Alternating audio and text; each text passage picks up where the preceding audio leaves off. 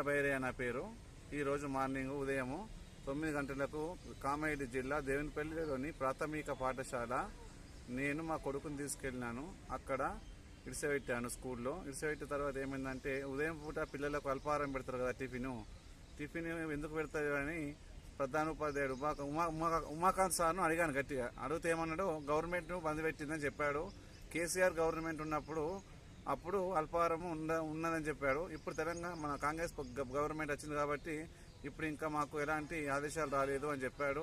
వెంటనే నేను జిల్లా కలెక్టర్ గారి దగ్గరికి వెళ్ళి కంప్లైంట్ ఇవ్వడం జరిగింది. ఈరోజు జిల్లా కలెక్టర్ సారు తెలంగాణ ముఖ్యమంత్రితో మాట్లాడి వెంటనే అల్పాహారము చిన్నపిల్లలకు పెట్టిస్తా అని చెప్పాడు. దేవునిపల్లిలోని ప్రాథమిక పాఠశాలను తనిఖీ చేస్తానని చెప్పడం జరిగింది. నాణ్యత లేని పనులు స్కూల్లో చాలా ఉన్నాయి. మన ఊరు మన బడి అని కింద సెలెక్ట్ అయింది ప్రాథమిక పాఠశాల దేవునిపల్లి. నాణ్యత లేని పనులు ఉన్నాయి, పిచ్చి మొక్కలు ఉన్నాయి, పాములు వస్తున్నాయి, వర్షం నీరు నిల్వ ఉంటున్నాయి, వరండాలు డ్యామేజ్ అయినాయి, రూమ్లు డ్యామేజ్ అయినాయి.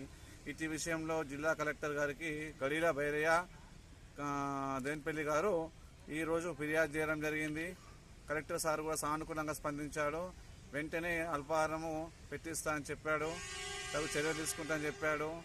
నాణ్యత లేని పనులు కూడా స్వయంగా వచ్చి తనిఖీ చేసి విచారణ చేసి సమస్యలు క్లియర్ చేస్తానని గడిల బైరయ్యకు చెప్పడం జరిగింది. ఇటు విషయంలో జిల్లా అధికారులు, స్థానిక ప్రజాప్రతినిధులు స్పందించాలని నేను కోరుకుంటున్నాను.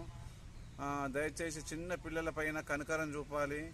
ఎందుకంటే చిన్న పిల్లలకు అల్పాహారం లేకపోతే బాగుండదు.